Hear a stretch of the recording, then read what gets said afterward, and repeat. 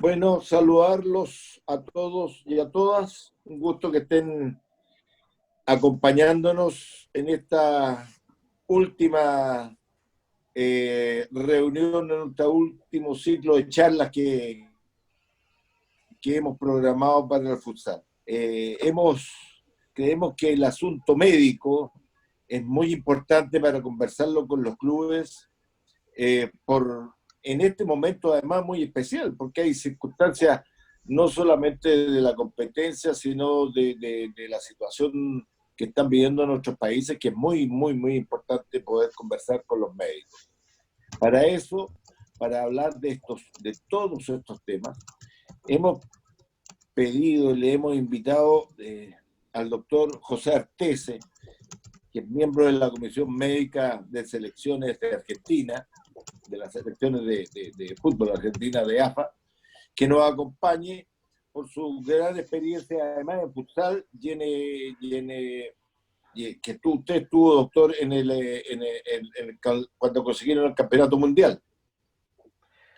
Sí, y en el fútbol, o sea, en un club de primera división, en Argentino Junior, que ahí hemos salido campeones con el Vichy Borghi en el 2010. Muy bien. Ah, con el Vichy. Ya chileno el Vichy. Sí, seguro. Sí. Oiga, y ya. Y hemos invitado también a Daniel Humérez, nuestro médico de futsal, que nos acompañó en la eliminatoria, que ha hecho un gran trabajo con nosotros junto al doctor Felipe Rojas.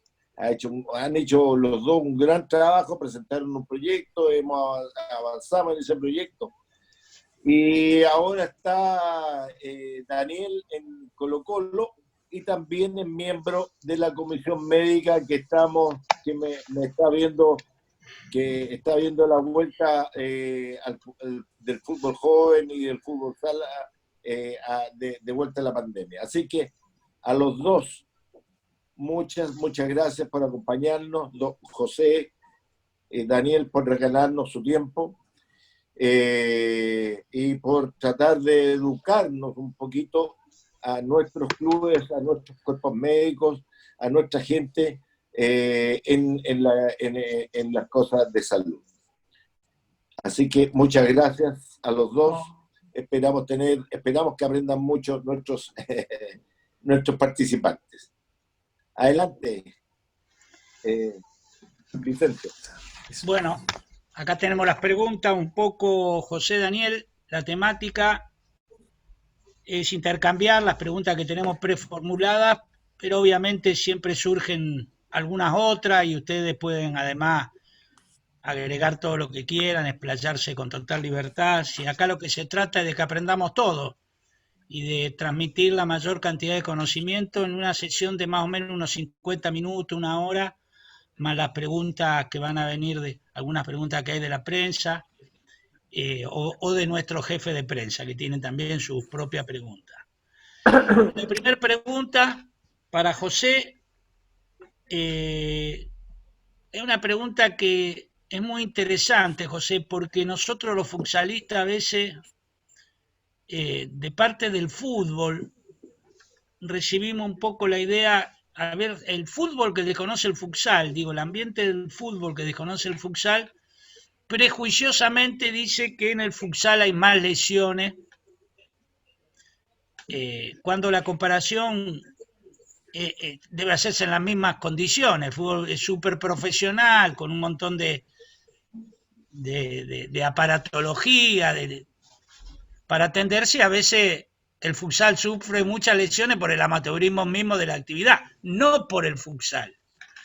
Pero la pregunta es, ¿cuáles son las lesiones más frecuentes que hay en el futsal y precisamente cuáles son las diferencias que hay? Porque obviamente va a haber lesiones comunes, ¿no?, entre el futsalista y el futbolista.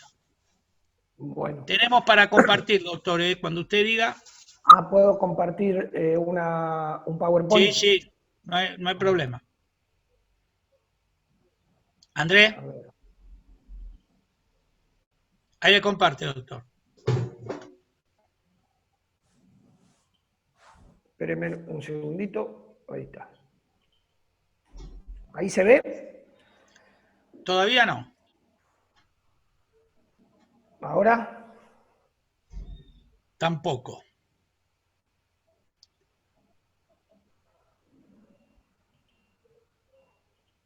Nacho, cualquier cosa avisa si se ve o no, porque por ahí... Ustedes me dicen si se ve.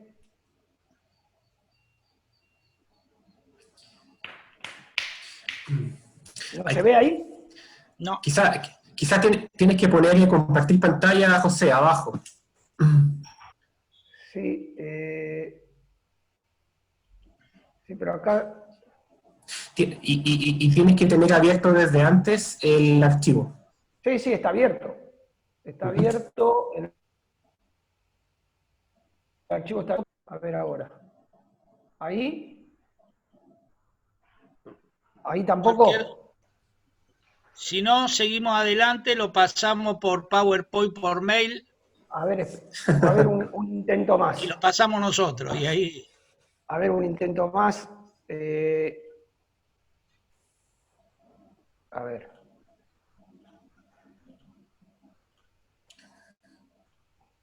Ahora sí. Ahí sí. Ahora. Buenísimo. Perdón la tardanza. No, Perdón por la favor. tardanza. Bueno, como decía Vicente, a veces el mundo del fútbol que no conoce el futsal prejuzga, pero uno fue evaluando y va tomando las diferentes lesiones, tanto en el futsal como en el fútbol, y no hay mucha diferencia entre ambas. Estamos hablando en un futsal profesional, por ejemplo, en un futsal europeo. Yo les voy a mostrar ahora unas estadísticas, pero primero les quiero mostrar esto. Estas son las diferencias en el juego. Esa aceleración y desaceleración que tiene el futsal, tan rápida, esas rotaciones en espacio reducido, ese mayor contacto que hay. También hay un diferente piso y calzado. Pero sí lo que tiene a favor es el tiempo de juego. Y después lo vamos a ver por las lesiones musculares, porque esto a mí me ha sorprendido. Después de 20 años en el fútbol, cuando ingresé al futsal, esto me sorprendió gratamente, el tiempo de juego, esta ventaja que da el futsal para las lesiones, sobre todo musculares, que en el fútbol no las da. Cuando uno divide las lesiones, las divide en musculares, tendinosas, articulares y en las fracturas. ¿Por qué puse tendinosas en otro color? Porque esta sí es una lesión que se predomina más en el futsal. Llámese por el piso, por el calzado, por practicar siempre en piso duro. Las tendinopatías en el futsal predominan sobre el fútbol. Si uno habla de las musculares, no. Las musculares son exactamente iguales, las articulares, como van a ver más adelante también, y las fracturas también. Pero las tendinosas sí, como les voy a mostrar, hay una ventaja un poquito más importante del futsal. ¿Qué pasa, por ejemplo, en la Argentina para las lesiones musculares? Generalmente pasan desapercibidas y no podemos terminar, esto no en la selección, sino en los clubes, de tratar de sacar un porcentaje. ¿Por qué? Porque el jugador tiene un dolor. El 80% de los clubes de la Argentina no tienen médico permanente. El jugador tiene un dolor y pasa directamente, un dolor muscular, y pasa directamente, la mayoría de las veces, en vez de ir a hacer un diagnóstico y un estudio, pasa al kinesiólogo. Y si esto anda bien, y no terminamos nunca de saber si fue una contractura, una distensión y un desgarro, vuelve al entrenamiento en el transcurso de unas semanas. Recién si anda mal va a un estudio. Por eso la estadística en la Argentina de las lesiones musculares del futsal son muy difíciles de sacar. Si vemos en un futsal profesional, la estadística muscular de España es esta. Los españoles dicen que el 92% de las lesiones musculares son en miembros inferiores, en el futsal, que el 37% va a ser en la región disquiotibial, en la parte posterior del muslo, el 23% es en los aductores, el 19% en el cuádriceps y el 23% el 13% en los gemelos. Entonces, acá sí tenemos un paralelismo con el fútbol, y es exactamente igual. El fútbol argentino está en un 36, un 38% de isquiotibiales, o sea, esto es muy parecido al futsal. Por eso yo, en las lesiones musculares, no encuentro diferencia entre el futsal y el fútbol muscular. En las tendinopatías, como en esta, sí. El futsal tiene un predominio bastante importante sobre las tendinitis, sobre todo rotuliana y la aquiliana. La aquiliana muy traicionera, como vamos a ver ahora. Estas son lesiones, generalmente no son graves, pero sacan a un jugador entre 3 y 4 semanas. Y a diferencia de las musculares, la tendinopatía sabemos cuándo empieza, pero no sabemos cuándo termina. O sea, cuando el técnico viene y nos pregunta y dice, ¿y cuándo lo tengo al jugador? Y acá empieza la duda.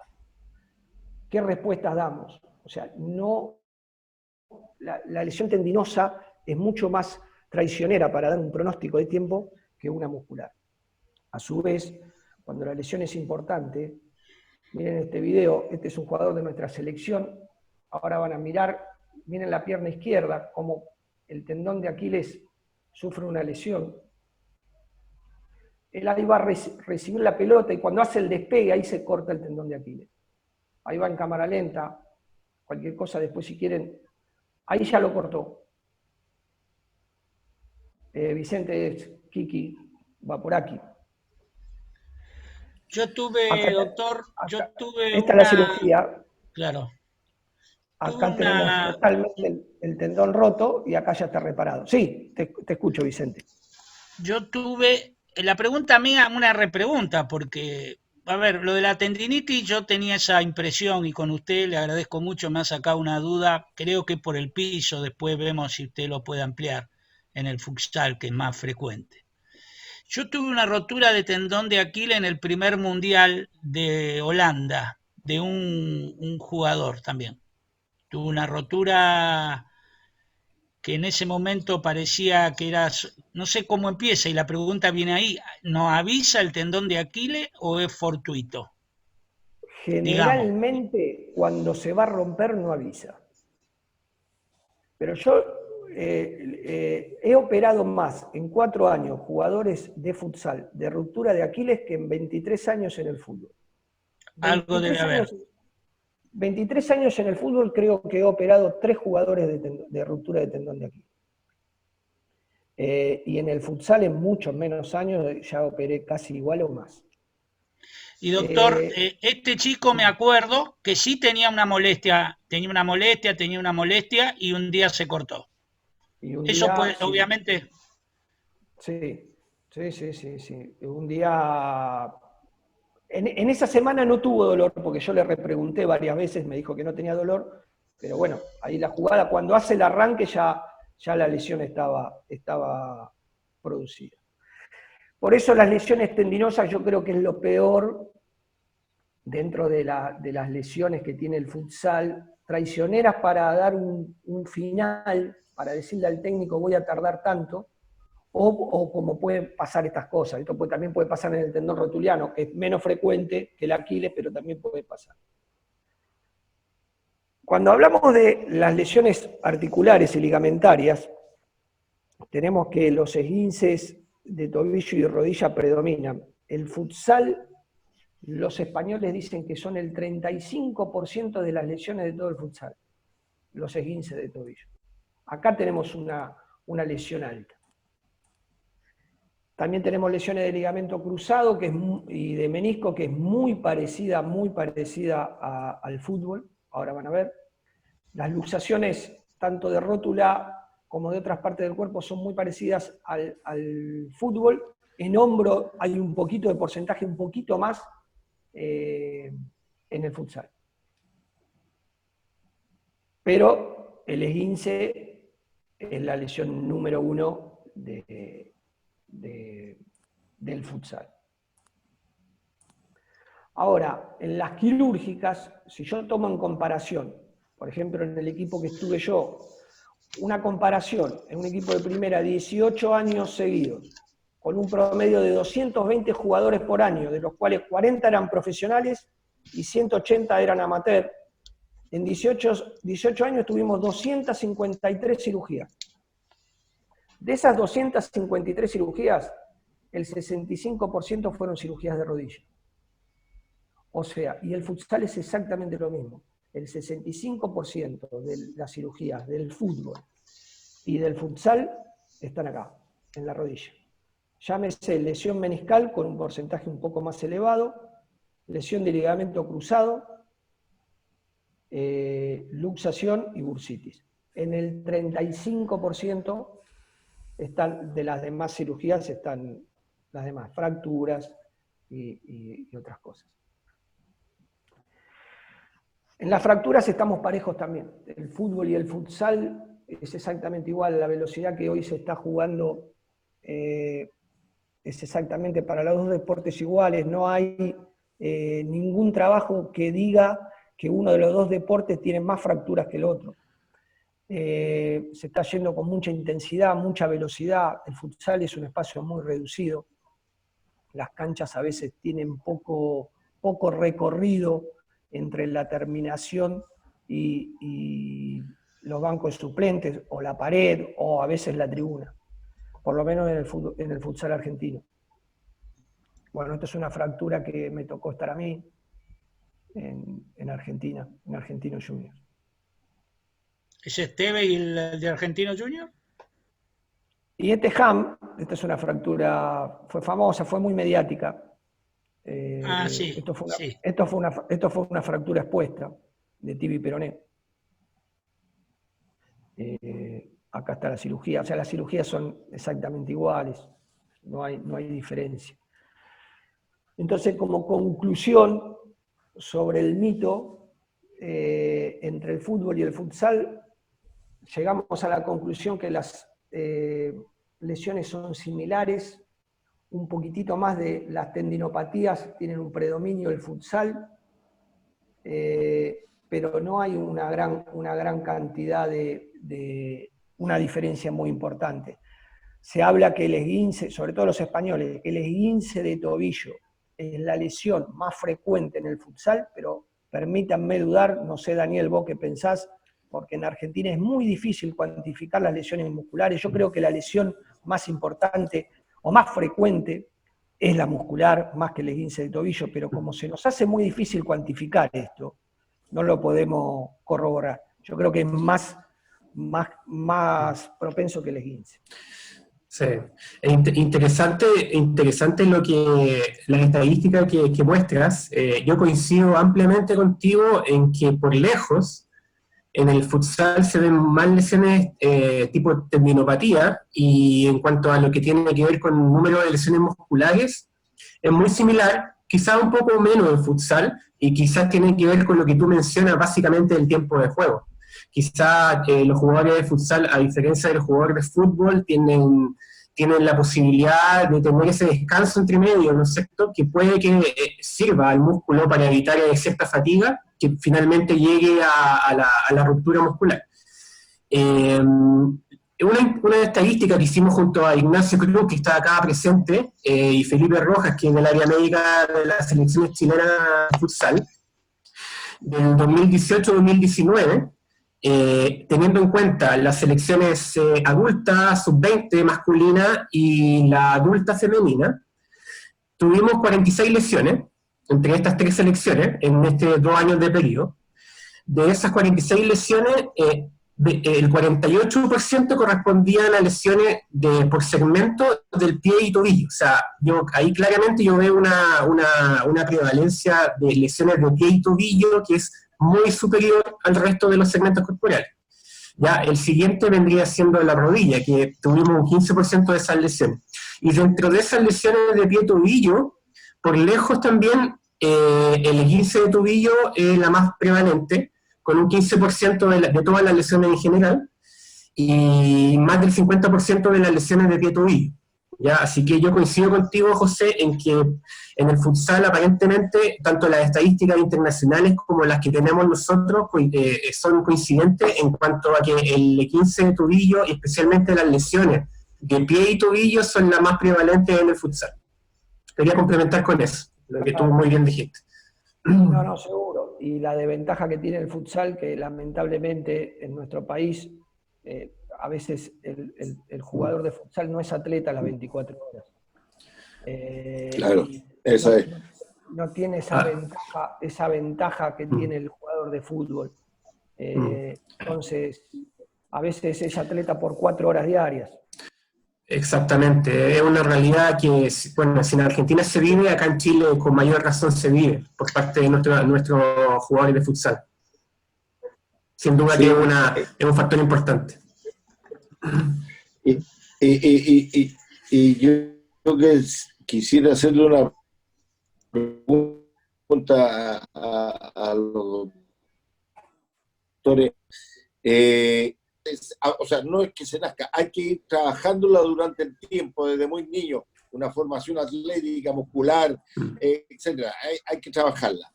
Y yo estoy de acuerdo en lo que dicen que el futbolista no tiene la frecuencia del futbolista profesional. Pero, doctor, entre las estadísticas que entregaron, la pregunta es, ¿las lesiones son las mismas del fútbol? O con mayor, pero la frecuencia, la recurrencia de las lesiones en una cantidad de personas es más alta en futsal o no, debido a esta falta de trabajo atlético durante la semana. Esa es la pregunta. O sea, siendo las mismas lesiones del fútbol, futsal, pero se dan con mayor frecuencia en el futsal. Sí, yo creo, ¿querés que hable yo, Daniel, primero? Dale, José. Yo creo que en el futsal, al no ser atleta, si se me permite esa expresión, durante las 24 horas, el grado de lesiones es mayor. El jugador, yo veo jugadores de futsal que trabajan durante el día y los equipos se entrenan a la noche. Eso es algo que en el fútbol profesional es imposible. El jugador duerme su siesta, come las 4 comidas, tiene un nutricionista, tiene 2 kinesiólogos. El jugador de futsal llega cansado, a veces tiene que tomar transporte público, llega al entrenamiento. Entonces, ¿las lesiones son las mismas? Sí, las lesiones son las mismas. Ahora, ¿todo esto lleva a un porcentaje más alto? Sí, claro, en la Argentina. Ahora, si uno compara el futsal español con el fútbol español, si yo comparo el futsal de Barcelona con el Barcelona, las lesiones no hay mucha diferencia. Porque ese jugador, yo hablo, por ejemplo, muy seguido con el médico de Barcelona, y comparo estadísticamente, y esos jugadores son profesionales en el futsal. No tienen un grado, tienen las lesiones que tiene cualquier equipo que entrena, pero son profesionales. Entonces ahí es donde Sudamérica, o por lo menos nuestros países, tendríamos que corregir y en algún momento se va a corregir. Sí, de acuerdo contigo, José, también agregar de que no hay tanta estadística internacional de lo que es las lesiones de futsal comparada con las de fútbol, pero lo que hemos hablado con José también tiene que ver mucho con lo que hemos visto en la experiencia. ¿Ya? Y una de las cosas que tenemos que comparar siempre y no olvidar, aparte de lo que dijo José, que es la cantidad de herramientas que tienen los jugadores de fútbol en comparación con los jugadores de futsal, ¿no es cierto?, para cuidarse como un deportista integral, tiene que ver también con lo que los planteles también son un poquito más numerosos en el fútbol. Por lo tanto, para las comparaciones también de la estadística del número bruto, tenemos que pensar en eso también. Pero me sumo a lo que dice José, en el futsal se ven, yo creo que un mayor número de lesiones proporcionalmente a los jugadores que hay en el fútbol.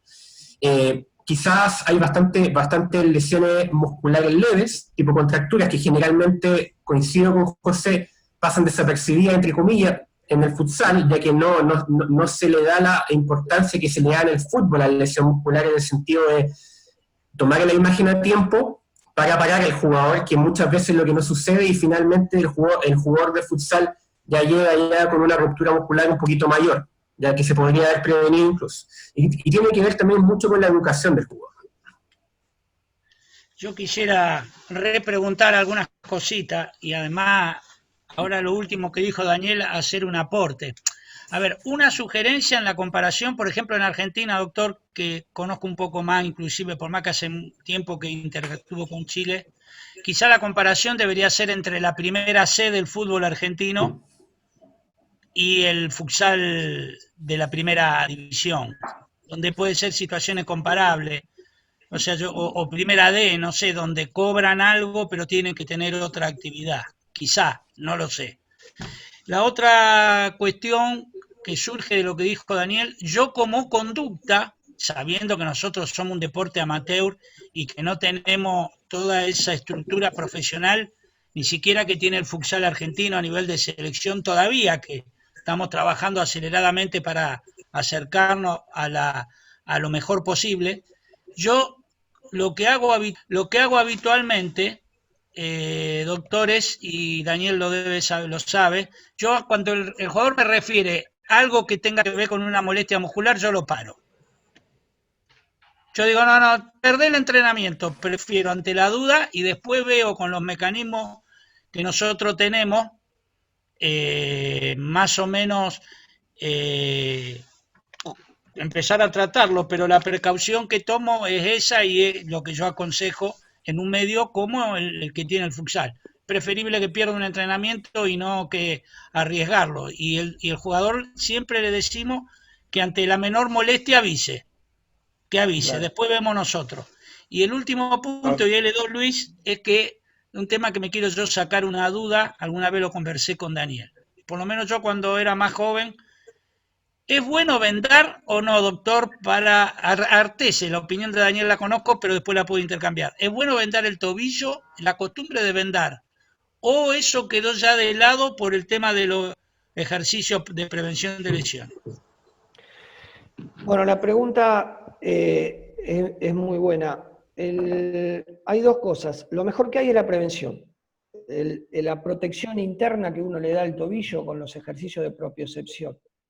Cerulli, que es jefe de la medicina del deporte de toda Italia, él habla que si le dedicaran a los ejercicios de propiocepción 15 minutos por entrenamiento, las lesiones de tobillo y de rodilla solamente bajarían el 60%.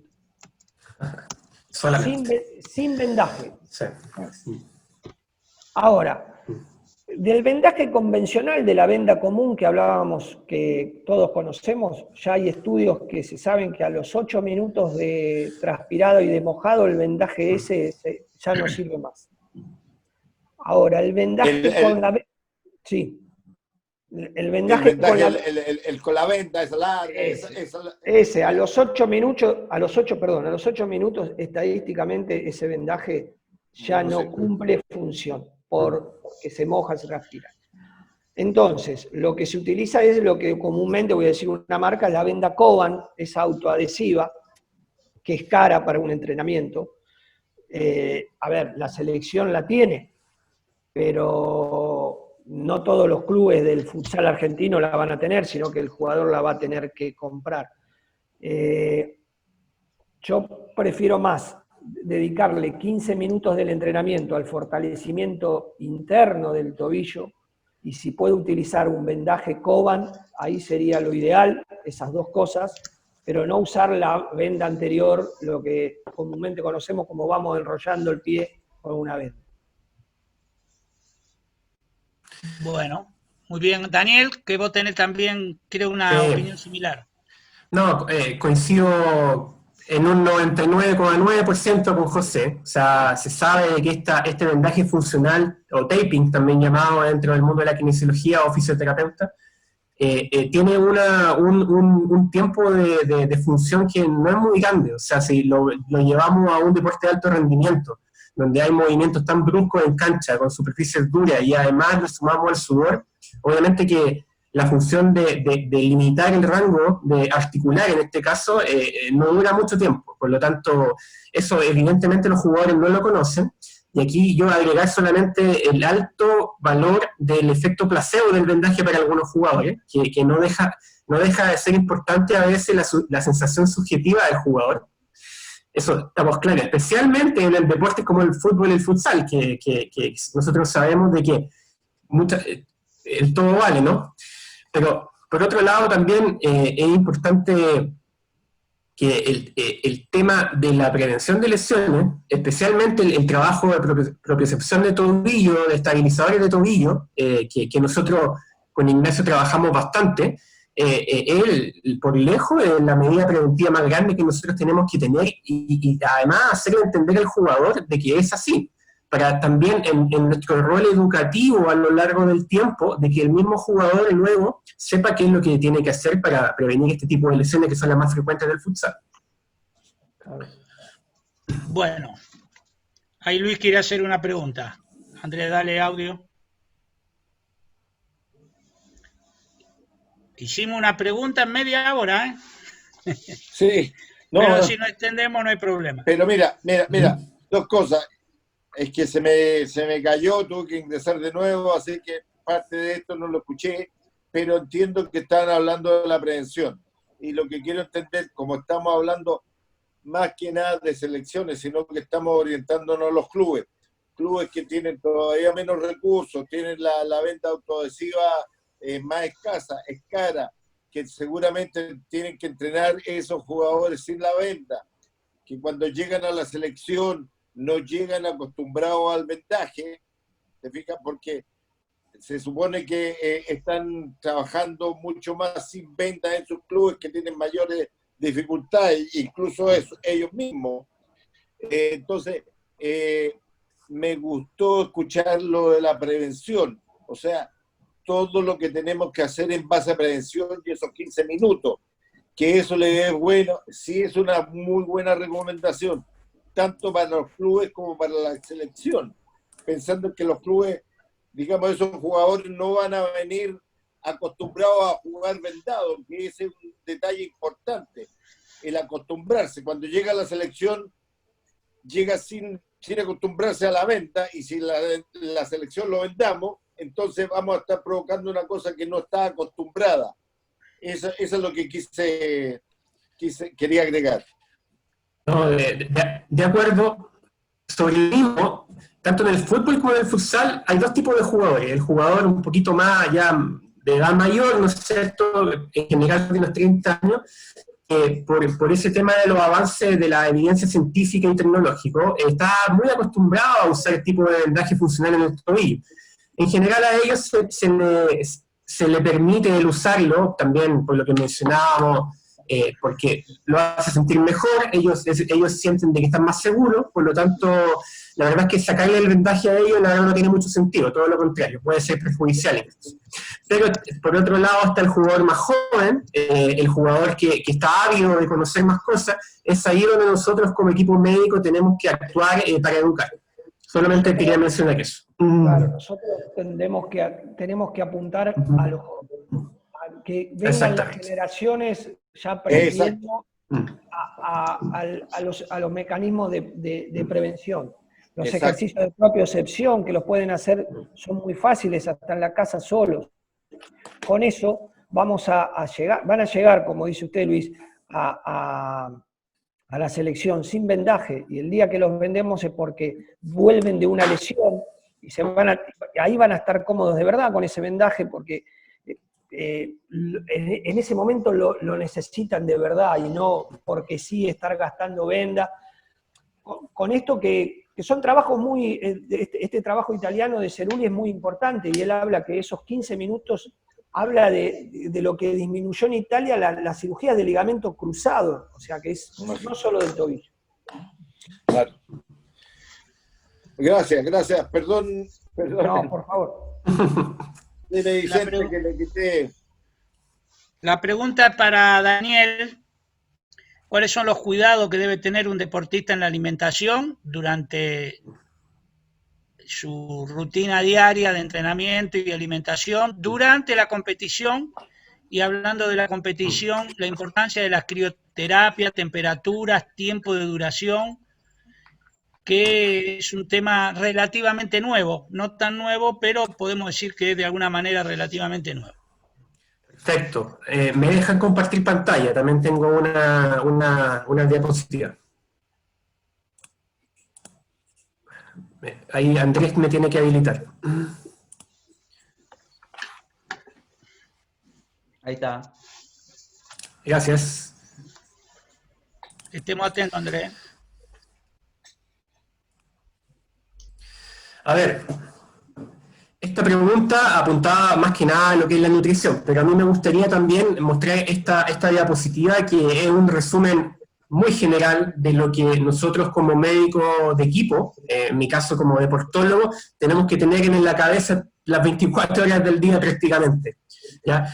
Nosotros, el objetivo final en el deporte de alto rendimiento, valga la redundancia, es que el jugador rinda, ¿no es cierto? Y además proteger su salud. Para esto, lo primero, que ya lo hablamos un poquito, tiene que ver con el entrenamiento, obviamente. Pero si nosotros no manejamos bien las cargas de entrenamiento o no entrenamos bien, el rendimiento va a bajar, y si lo hacemos bien, el rendimiento del jugador o del equipo va a aumentar. Eso ya creo que acá todos lo conocemos y tiene mucho de sentido común. Pero nosotros como área médica nos tenemos que, además de esto, preocupar de muchos aspectos, no solamente de la nutrición.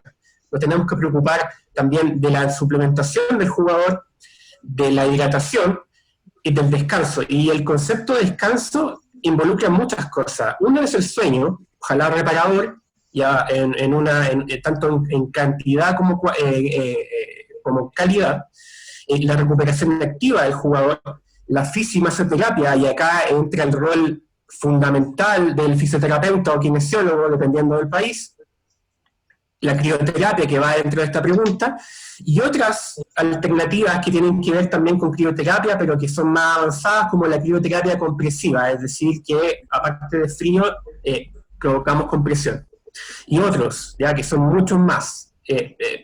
Yo puse esto básicamente porque es donde más evidencia científica hay, pero hay mucho, no sé cómo decirlo, mucho humo también dentro de la alternativa que se dan hoy en día para el jugador de alto rendimiento, pero lo que es duro en evidencia es lo que está en esta diapositiva. El aspecto psicológico dentro de la recuperación del jugador también es fundamental, y el manejo de carga, que yo lo puse ahí como aspecto médico. Estamos claros que este es un aspecto que principalmente tiene que ver con el preparador físico y el director técnico, y en segunda mano con el kinesiólogo. Sin embargo, nuestro rol como médico de equipo también es tenerlo presente. Y una vez dicho esto, en el tema, esta es una frase que la dijo David Costil, que es un investigador de nutrición deportiva muy famoso en el mundo, con muchos doctorados, donde él dice que una buena alimentación no va a convertir a un atleta de fin de semana en campeón del mundo, pero sí una mala alimentación puede convertir a un campeón del mundo en un atleta de fin de semana. Yo creo que esta frase es muy buena, muy sabia, y involucra todo lo que trabajamos en el mundo del deporte, vemos día a día. Y con respecto a la nutrición, a la alimentación, durante el año el deportista se ve enfrentado a distintas situaciones. Lo que menos tiene el deportista es vacaciones. ¿Ya? Por lo tanto, es muy poco el periodo del año donde un deportista de alto rendimiento puede comer lo que se le ocurra. ¿Ya? Ese es un gran problema para cada uno de nuestros atletas, porque esto no es fácil. ¿Ya? Y aquí viene la importancia de poder hacerlo de buena manera. Dentro de lo que es la nutrición deportiva, involucra muchos aspectos que tienen que ver con el timing alimenticio, tiene que ver con qué tipo de macronutrientes les vamos a dar, en qué proporción, y también lo que tiene que ver con los micronutrientes, que son las vitaminas, los minerales, y otro tipo de suplementación, etc. La importancia de esto es enorme. O sea, dentro de todo lo que hablamos, creo que la nutrición probablemente es por lejos el más importante. Y en los viajes esto se vuelve aún más difícil, ya que nosotros en general nos enfrentamos a situaciones donde tenemos que ir a una concentración, a un hotel de otro país, donde en general no estamos acostumbrados al mismo tipo de comida, donde muchas veces el hotel, y esto es una lucha constante, y acá José va a estar de acuerdo conmigo, donde en cada viaje es una lucha constante con el hotel y con la persona que está en la cocina, para que podamos cumplir con los requerimientos nutricionales de nuestros deportistas. Esto es un buen ejemplo, el que se ve en la foto, que es un hotel de Paraguay, donde la verdad es que servían de todo, lo que uno les decía lo ponían, tipo buffet, así que el jugador o jugadora, obviamente nosotros controlando en cierta medida lo que podían ponerse en el plato, tenía acceso a la mayoría de las cosas que necesitaba. Pero también, lamentablemente, muchas veces nos vemos enfrentados a ejemplos que son más complicados. Muchas veces antes de los viajes nosotros tenemos también que preocuparnos desde nuestro país de origen, de comunicarnos con la gente del hotel donde vamos a ir, para poder de cierta manera asegurarnos de que el servicio de alimentación va a ser el correcto para nuestros jugadores. A veces el contacto se logra en buena manera, a veces te prometen todo y cuando uno llega allá la verdad es que no es tan así. Y ahí viene la lucha permanente. Y circunstancias donde, además de estar preocupados de lo que tiene que comer el jugador en cuanto al alimento, tenemos que preocuparnos también de las medidas sanitarias. Y acá una foto, bueno, de repente nos ha tocado luchar contra cosas tan básicas como que, por ejemplo, se proteja del medio ambiente la comida y no haya moscas encima. Entonces, esto es algo que nosotros como médicos tenemos que estar bien atentos y no es solamente el hecho de decirle al jugador lo que tiene que comer. Con respecto a lo que es la suplementación, en general los deportistas de alto rendimiento son bastante propensos a ingerir este tipo de cosas. Muchas veces lo hacen de forma automedicada, sin preguntarle al profesional. Esa es una pregunta que viene más adelante, pero ya la topé un poquito.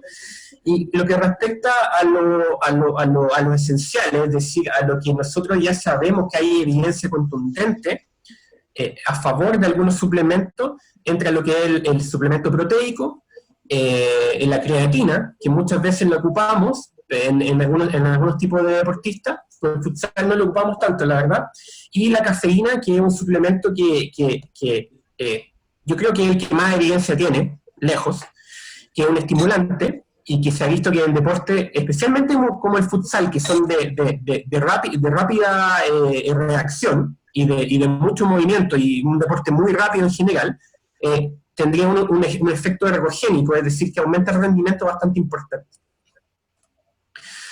Pero también tenemos que estar atentos como profesionales de la medicina, de que este suplemento esté, ojalá, testeado por algún laboratorio neutral, para evitar el riesgo de que esto esté contaminado con alguna sustancia dopante. La hidratación, yo también se las mencioné. Muchas veces en delegaciones deportivas nos vamos bueno, tanto Argentina como Chile tenemos el mismo problema, ¿no? Que de repente nos tenemos que ir a enfrentar a situaciones donde el clima es muy tropical, donde hay mucho calor, donde hay mucha humedad, a diferencia de Chile, por lo menos, de Argentina también en algunos lugares. Por lo tanto, el factor de hidratación cobra mayor importancia. Muchas veces tenemos que ponerle la botella de agua en la mano al jugador para que pueda, ¿no es cierto?, hidratarse de buena manera. Hay que estar pendientes de esto. Y herramientas tan básicas como ver en un vaso la densidad urinaria nos pueden permitir ver el estado de hidratación de un deportista, sin ir incluso a la medición más objetiva. Con respecto a esto, el control de dopaje también es algo que tenemos que estar atentos, como yo les mencionaba, que lo vemos en los viajes.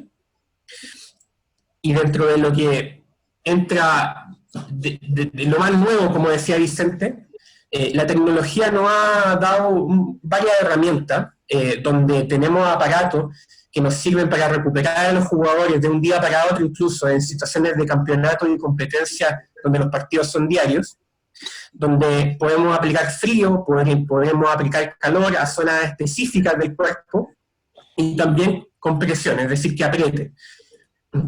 o herramientas que reemplazan incluso a la masoterapia, como por ejemplo este hipervolt, ¿no es cierto?, que es como un martillo que ayuda bastante al rol de Ignacio, bueno, el kinesiólogo en este caso, y de los masoterapeutas en sí, como para trabajar de mejor manera.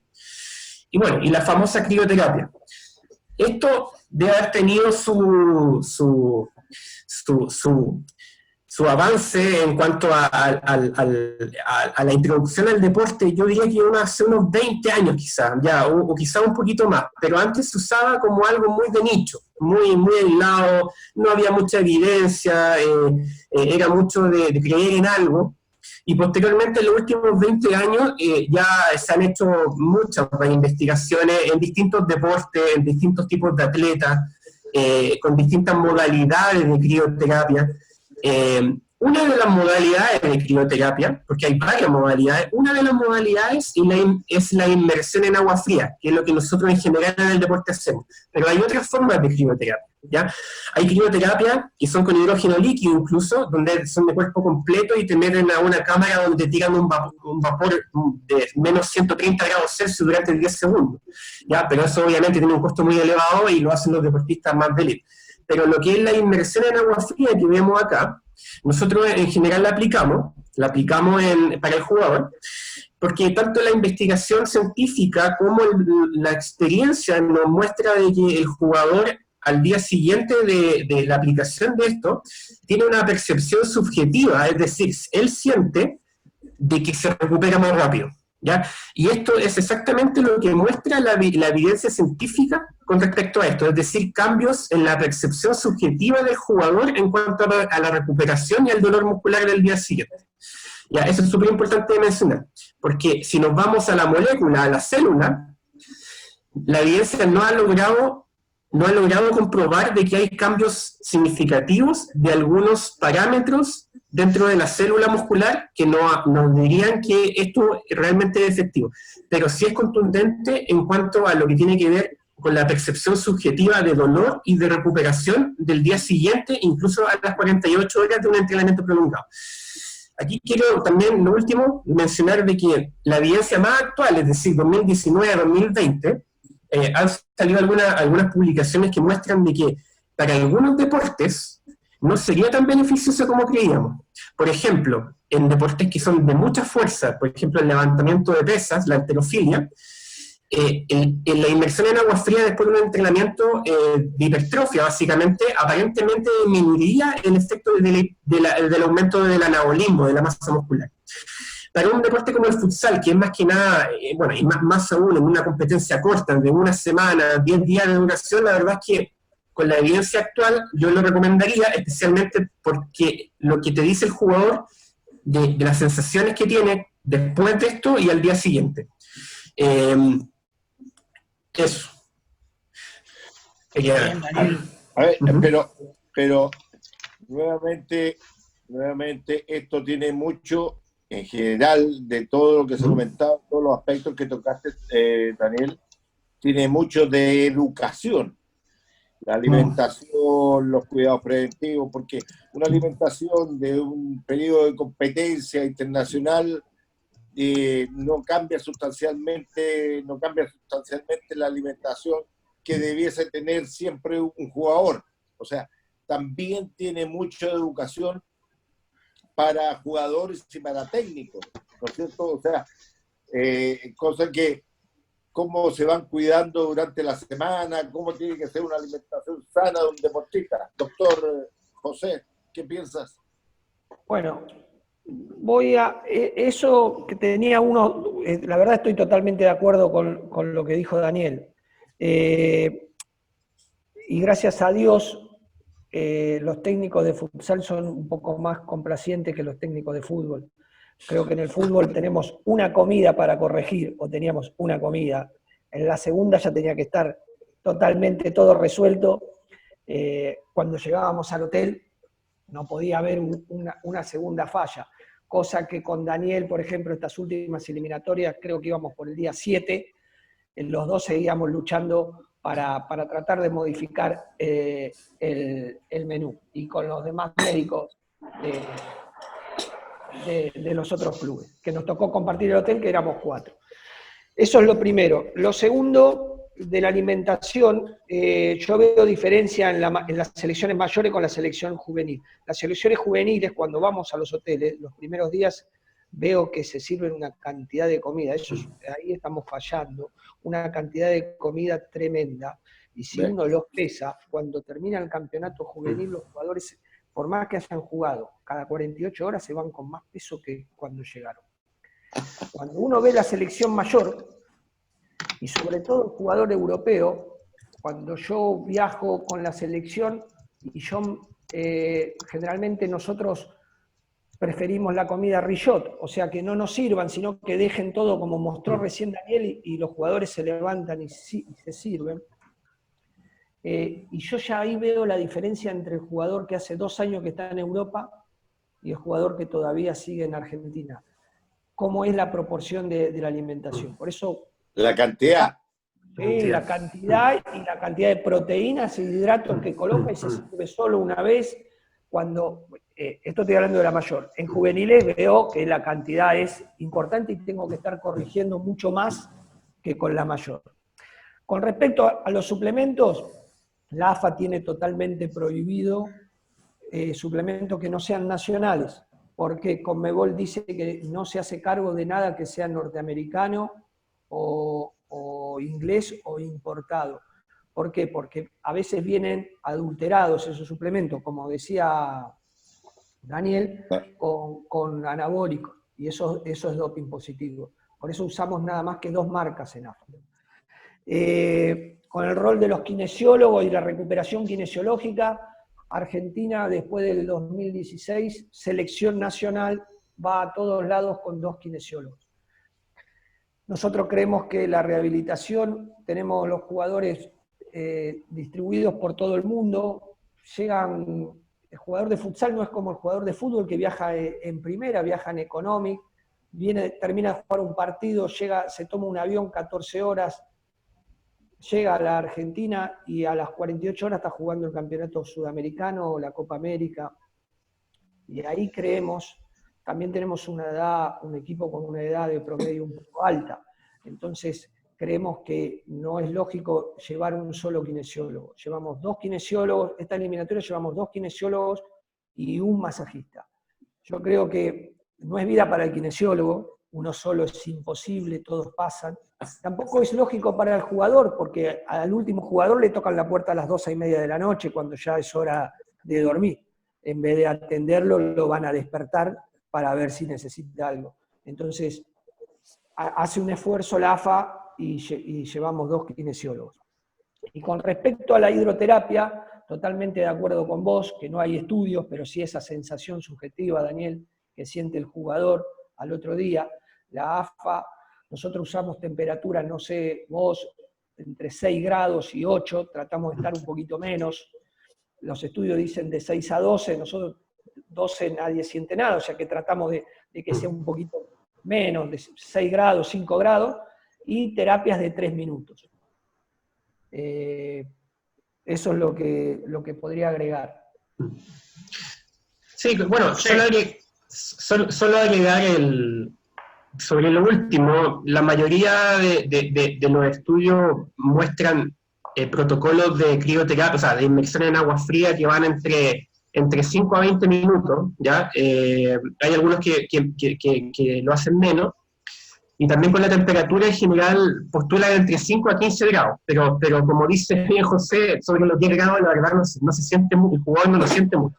Por lo tanto, nosotros intentamos llevarlo por lo menos a unos 5 grados para que sienta la sensación de frío, que va muy de la mano también con esta sensación subjetiva posterior. También hay que tener en cuenta lo práctico en todo, porque no todo es evidencia y teoría, ¿no? De repente hay que ir a lo práctico. Nosotros hemos visto cuáles son las instalaciones de futsal, que no se parecen a las instalaciones de los estadios de fútbol, y muchas veces tenemos bastante problema en poder hacer la crioterapia posterior, porque el lugar donde se ha visto mayor evidencia es posterior a la actividad física intensa en este caso. ¿Ya? Quería agregar eso, porque también lo práctico muchas veces te limita y te lleva a que hagas menos tiempo también. Y también hasta dónde llegamos el frío. En todos estos campeonatos sudamericanos nos dan esas piletas y en realidad no tendría que pasar de la cintura, no tendría que tocar ningún órgano esta temperatura tan baja. Tendría que ser hasta la espina ilíaca. Claro. Y nosotros estamos a veces sentando a los jugadores en piletas muy chiquitas para niños, que nos dan los campeonatos, donde ahí ya hasta el sistema renal hacemos una inmersión en frío que no está bien. Pero bueno, vamos llevando y creo que con el tiempo lo vamos a ir corrigiendo. Muy interesante, José, Daniel. Estamos un poco atrasados, pero como sabe Luis Alberto, si es por mí fuera, yo me quedo hasta las 4 de la mañana. Démosle. Este tema le voy a hacer 3 en una, José. Como digo yo, lesión, Vicente, esto es de mucha educación. Claro. Es súper importante porque tienen que entenderlo el conjunto de entrenadores, técnicos, tienen que entenderlo el conjunto. Lesión. Pensemos que hay clubes y que también hay muchas cuestiones muy amateur en definitiva, pero una lesión de por lo menos 3 semanas, cómo manejarse interdisciplinariamente con el kine, con el preparador físico, con el jugador desde lo afectivo que a veces quiere volver lo antes posible cuando todavía no puede y cuando a veces se te escapa y algunos de los nuestros se te van a jugar con los amigos porque no es el fútbol profesional, obviamente, ni nuestra actividad profesional, y la ansiedad del entrenador. Bueno, la divido un poquito, las preguntas. Yo creo que la relación, Vicente, médico-kinesiólogo es importantísima. Yo creo que soy de esas personas que el área médica es un sector muy neurálgico de una selección de un equipo, y el médico y el kinesiólogo tienen que estar muy unidos. Esa relación para tratar de ir llevando el trabajo del jugador lesionado, que el jugador vea la comunión que hay entre el médico y el kinesiólogo, que vea que dicen lo mismo, que vea que ya está programado qué va a pasar el día de mañana, haciendo la terapia en el consultorio y cuando ya llega el momento de pasar al campo de juego. Cuando pasa al campo de juego, ahí se acopla el preparador físico, que viene viendo todo esto y que también es fundamental. Preparador físico, porque ahí hay un mix entre lo que hace el kinesiólogo los primeros días en el campo de juego y después se lo pasa al preparador físico. Entonces, ese feeling con el preparador físico también es importante con el cuerpo médico, porque hay veces, hay lesiones que todavía no están para el alta, pero sí están para que aeróbicamente el jugador ya esté mejor, que esté tratado, que lo maneje un kinesiólogo. Si el preparador físico nos interpreta que él lo tiene que levantar físicamente, pero sin perjudicar la lesión porque todavía no está de alta, eso es fundamental. Entonces esa comunión entre el kinesiólogo y el preparador físico es algo que no puede fallar, ni en selección, ni en selección, ni en un club personal. Ahora, vos me preguntás la ansiedad del técnico.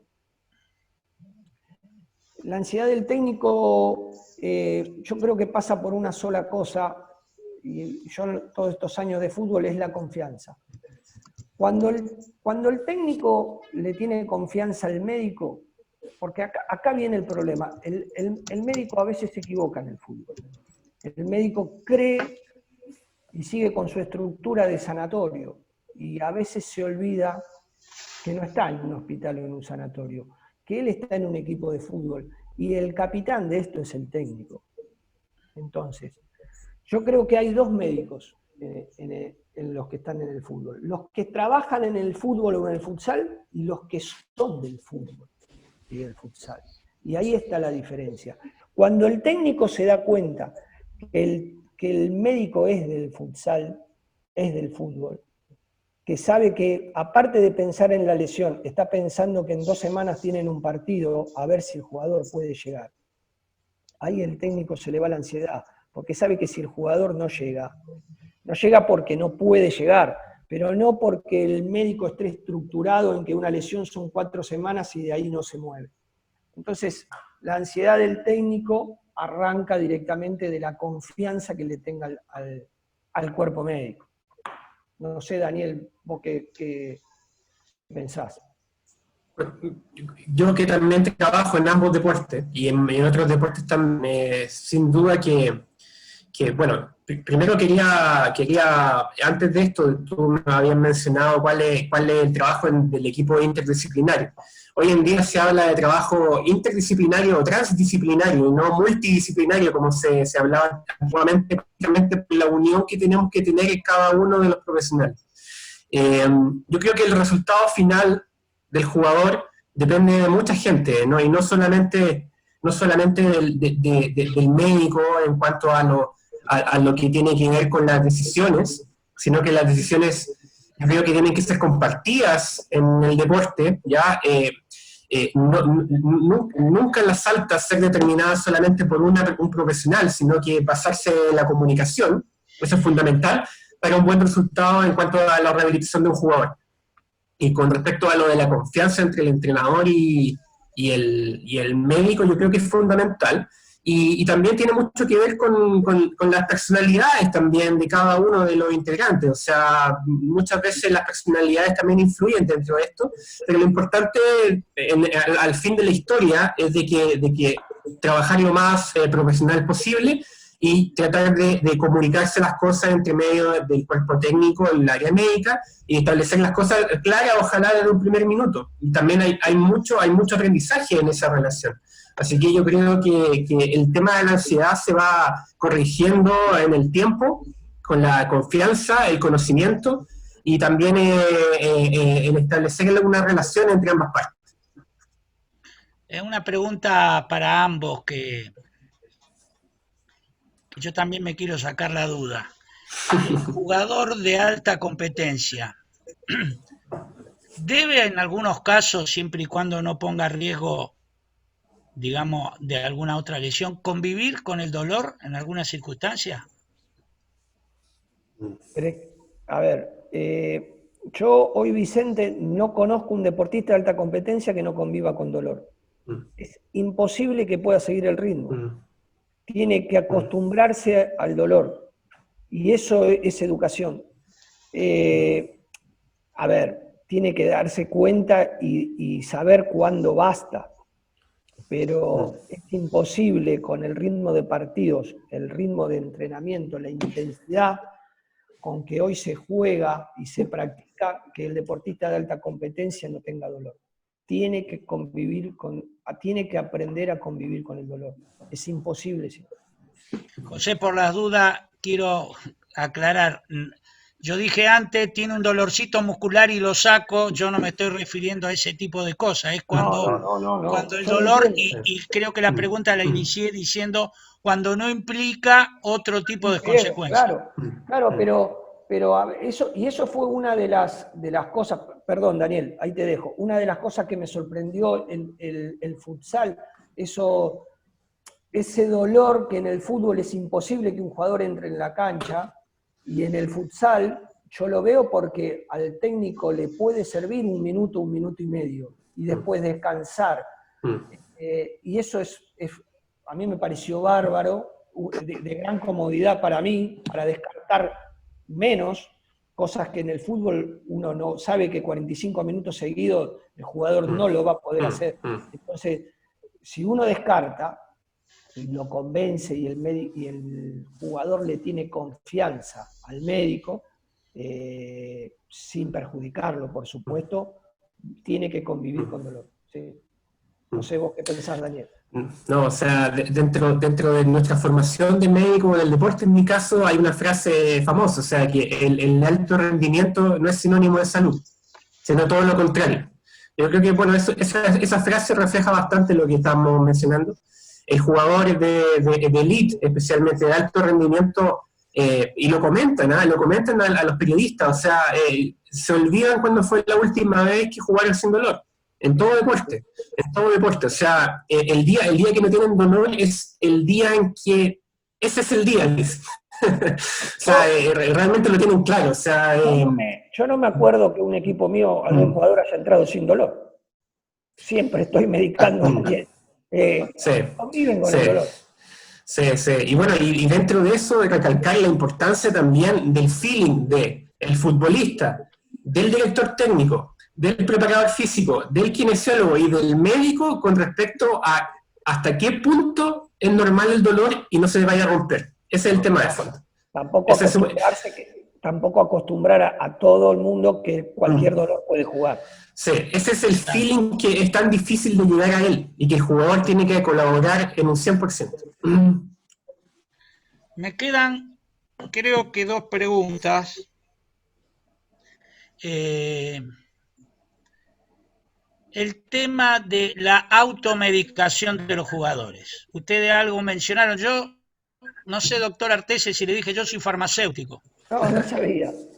Y cuando ustedes hablaban de la calidad de los medicamentos, un tema importante, porque todavía, por lo menos en Argentina, están las farmacias que te venden los productitos que ellos mismos elaboran, como la vieja farmacia, y que a veces son peligrosos, inclusive para adelgazar, que no tengan alguna sustancia que te saque el hambre, pero a costa de algunas cosas prohibidas, etcétera, etcétera, etcétera. Entonces, en cuanto a la automedicación para el resfrío, por decir una pavada, y en cuanto a la automedicación, que es doping, con todos los controles, en la eliminatoria hubo antidoping.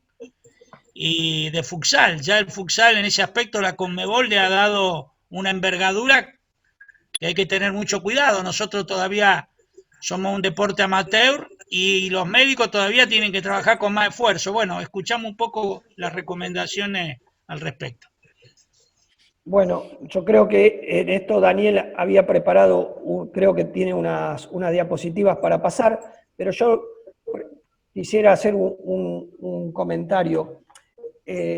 Nosotros trabajamos y recibimos selección, jugadores que no tienen el médico durante la semana, que se automedican. Es un peligro muy importante. A veces llegan jugadores que tomaron cosas porque vieron que un compañero se lo recomendó y sacó del bolso un frasco y él fue y compró el mismo frasco. Entonces también la falta de médico y semanalmente el trabajo de selección se nos complica cuando hay poco tiempo. Por ejemplo, nosotros para este Mundial de Lituania, que se ha suspendido, por supuesto, ya desde junio, iba a ser en septiembre, desde junio iba a ser un cuestionario diario que iban a tener que entregar sobre sustancias que tomasen todos los jugadores que el técnico iba a citar. Pero en estos campeonatos cortos que vienen de todos lados, a veces se nos complica. Eso nada más. No sé vos, Daniel, ¿qué querés? Sí, no, ahí tengo, también, se me dejan compartir pantalla para hablar un poquito de temas rápidos, de lo que es doping. Ahí está. Gracias. Bueno, con respecto, recalcar de nuevamente lo que dice José con respecto a la automedicación. Si ya en deportes que son muy profesionales o que están ahí en el tema mediático también muy encima, ya hay algunos jugadores que lamentablemente no consultan a tiempo las sustancias o suplementos también que están consumiendo. El futsal, con mayor razón, ya por todos los motivos que hemos hablado, esto puede ser un riesgo mucho más elevado. Como sabemos, en las competencias Conmebol y en la FIFA, a la cual depende el futsal, hay controles antidoping, ¿ya? Entonces, la educación desde el inicio de los primeros pasos en el futsal, especialmente a nivel sub-15, sub-17, tiene que ser fundamental para que el jugador sepa lo que tiene que hacer. Solamente mencionar de que una vez al año se actualiza la lista antidopaje de la Organización Mundial Antidopaje, que es la WADA. Por lo tanto, cada año hay que estar revisándola por si se agregan o se quitan sustancias que están prohibidas. También importante como educación para todos, de que hay 3 tipos de sustancias que están prohibidas. Las que están prohibidas en todo momento del año, es decir, los 365 días del año. Otras sustancias que están prohibidas solamente durante una competencia. Y por último, algunas sustancias que están prohibidas solamente en algunos deportes específicos. El futsal no tiene ninguna sustancia en específico.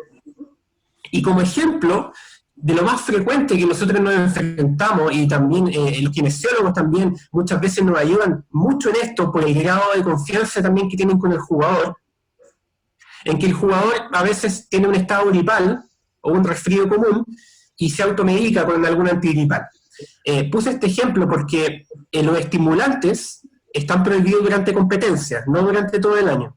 Y muchos de estos antigripales tienen antidescongestionantes que son estimulantes, especialmente lo que es la efedrina y la pseudoefedrina. Ahora, estos no están prohibidos completamente, pero sí están prohibidos en dosis que son un poquito más elevadas, ¿ya? Por lo tanto, cuando un jugador esté resfriado y todo, en general hay que consultar bien el medicamento que está utilizando, especialmente si está durante una competencia, para evitar el riesgo innecesario de que salga positivo. Y esto lo pongo porque es un ejemplo importante como droga social, ¿ya? La cannabis, la marihuana, es una droga muy, muy utilizada hoy en día en todos los estratos sociales, y donde lamentablemente el problema que tiene esto es de que, a pesar de que el 85% de la dosis se elimina en aproximadamente 5 días, el resto hay metabolitos que se depositan especialmente en el adipocito, es decir, en la célula de la grasa, que pueden durar hasta 30 días. Entonces, aquí la educación es bastante importante con respecto a que el jugador sepa que durante una competencia el doping por cannabis es positivo, por THC. Y volver a lo que decía anteriormente, el rol de nosotros como médico de equipo, y también el resto del área médica, y también el preparador físico, en saber de que los suplementos nutricionales, todos, aunque vengan rotulados, aunque sean de marcas famosas, tienen cierto riesgo de contaminación. Así como José mencionaba que la AFA solamente tiene permitido la utilización de 2 marcas de suplementos, probablemente, yo me imagino, porque la AFA se preocupó de fiscalizar esos 2 laboratorios, ¿no es cierto?, de que no estén contaminados. Hay algunas páginas en internet que le sirven tanto al jugador como al área médica de poder revisar si algún suplemento de alguna marca fue analizado de forma neutral. Y uno de ellos es esta página Informed Choice, que se puede acceder a través de internet, y ahí podemos nosotros revisar si es que los suplementos están testeados por este laboratorio.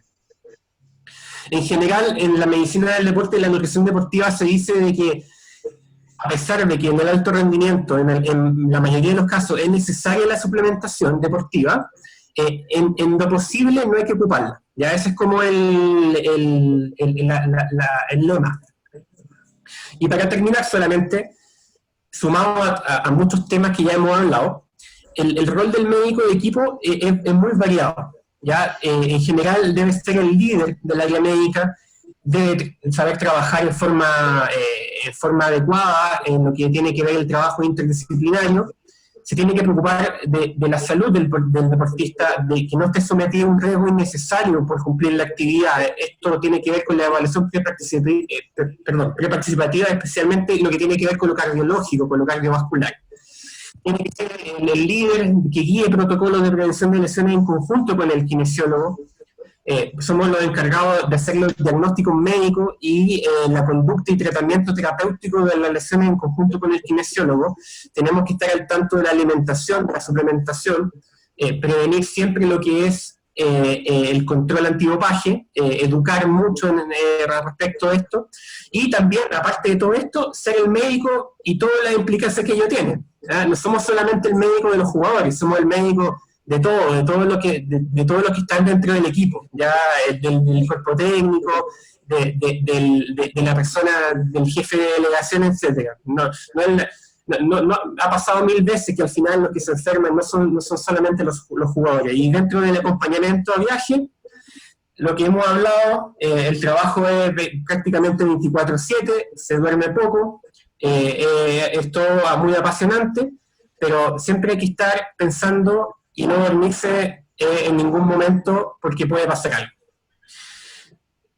La Conmebol pide una evaluación médica, precompetencia, que tiene que ver con todo lo que ya les mencioné, que hay que llenar como médico de la selección en este caso, antes de que inicie la competencia, hay que confirmarla, hay que evaluar a los jugadores antes de cada competencia, y durante los viajes, bueno, la atención médica variada en cancha, muchas veces tenemos lamentablemente lesiones que son más graves en otro país, por lo tanto hay que hacer el acompañamiento completo al jugador, a la clínica, al sanatorio, donde se va a hacer el diagnóstico y acompañarlo también en todo momento durante su examen y posterior alta o conducta final.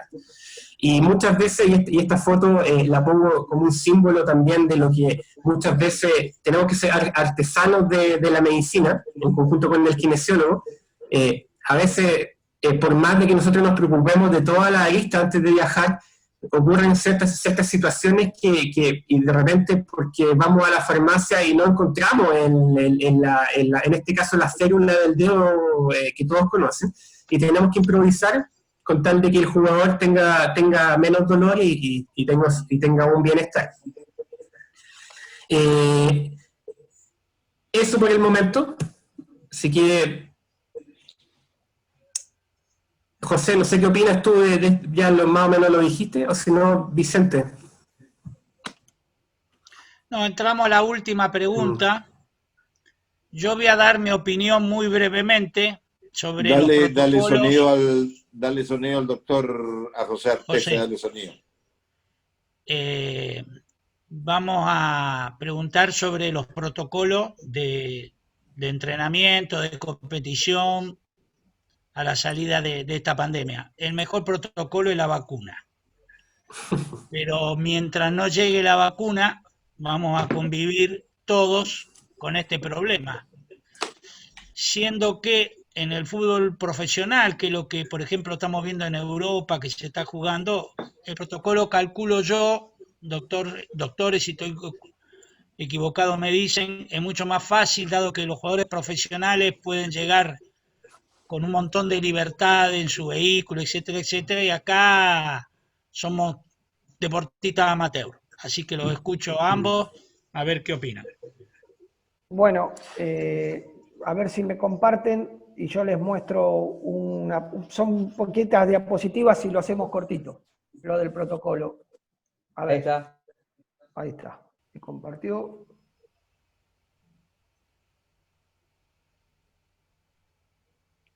En eso hemos estado trabajando mucho ahí con Daniel y el cuerpo médico de acá. Claro, para el fútbol joven. Para el fútbol joven. Que en Ahí definitiva se parece bastante a esto. No. ¿Se ve ahí? No todavía, No. José. No se ve.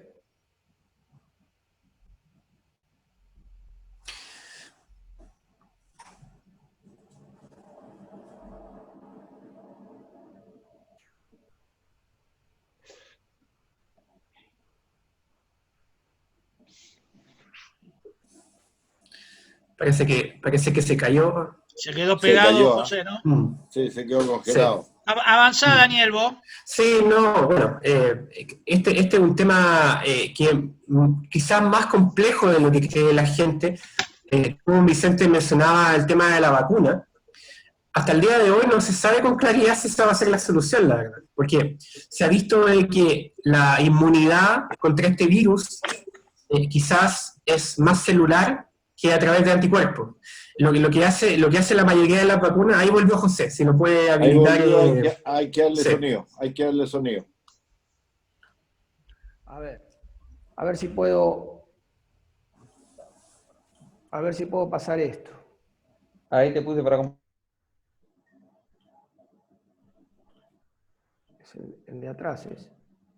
Ahí está. Ahora sí.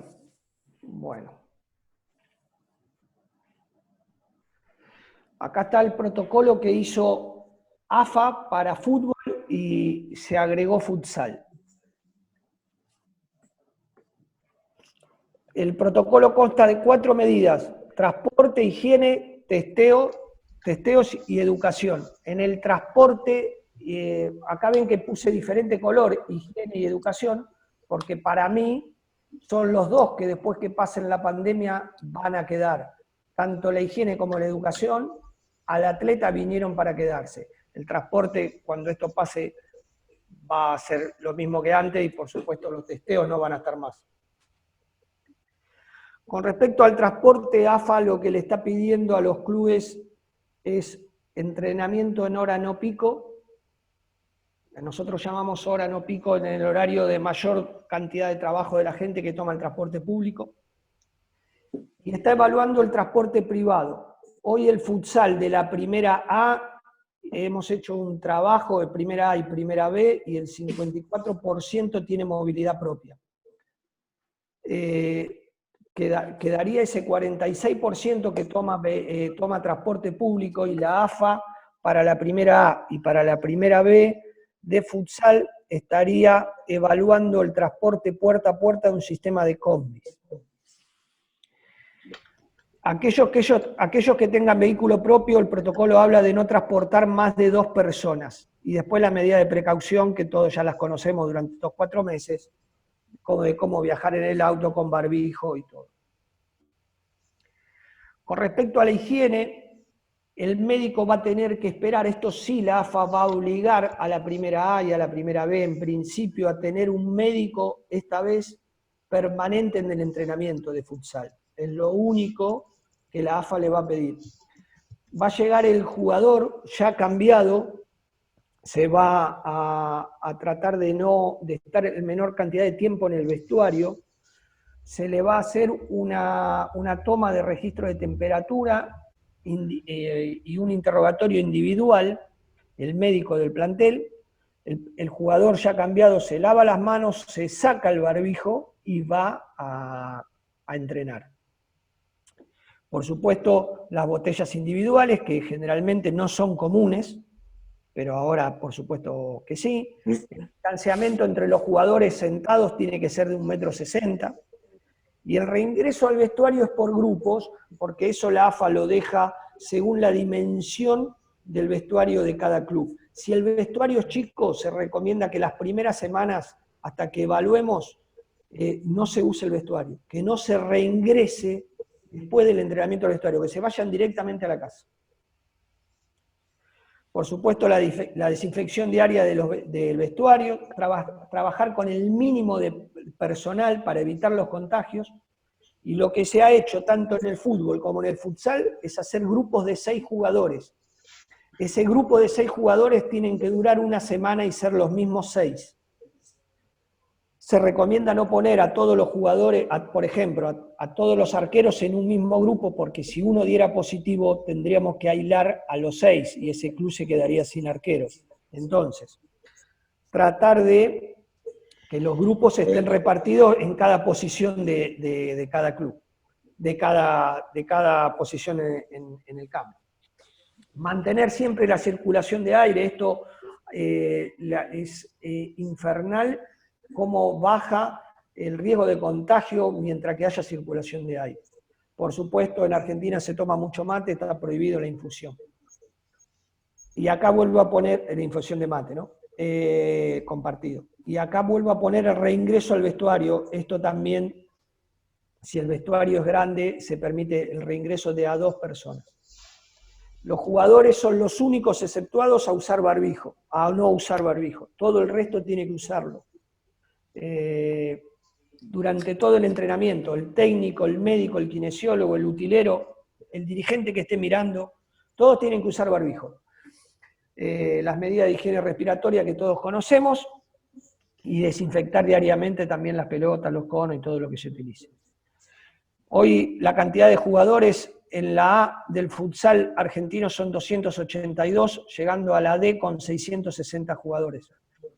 Esto nos lleva a hacer un testeo muy importante. Acá hay más clubes, por eso hay más jugadores, pero si ustedes ven, lo ideal sería tener un promedio por equipo de 16 jugadores. Estamos teniendo un promedio por equipo de 17,6 jugadores en la A y teniendo acá muy alto en la C y en la D un promedio de 21 a 22 jugadores por equipo. Esto es altísimo. Esto es mujeres. la A femenino y la B femenino. Tienen 19 y 18 promedio de jugadores. Doctor, perdóneme que lo interrumpa ahí. Ese promedio es solo de la primera división, no con las menores ni nada de eso. No. Acá hablamos nada más primera división. El protocolo está hecho para primera y la semana que viene se empezaría a realizar el protocolo infanto-juvenil. Esto no es ni para tercera división. Cuando evaluamos los cuerpos técnicos vemos que tenemos un promedio en la A de 4,8 personas por cuerpo técnico y en la B tenemos 5,5. Teniendo cuerpos técnicos de 10 personas, no hay médico. Entonces, acá tenemos otro gran error y que vamos a corregir. Tampoco podemos testear a toda esta gente. ¿Por qué? Porque si vamos a las 6 categorías con 114 equipos, la AFA va a tener que hacer un promedio de 2.200 testeos semanales entre las 6 divisiones. Esto sería un gasto muy importante, o sea que vamos a tener que reducir la cantidad de jugadores de las primeras semanas y la cantidad de gente en los cuerpos técnicos. ¿Cómo va a ser el testeo? Siempre tiene que estar la presencia del médico del club. Va a venir una empresa a testear, se va a realizar en el consultorio médico, en el mismo vehículo, o si el jugador llega a llamar a su médico diciendo que tiene síntomas, se va a ir a la casa a testear. La AFA, para empezar, tanto en el fútbol de la A como en el futsal, va a hacer un primer testeo 72 horas antes del primer entrenamiento y un segundo testeo el día del primer entrenamiento.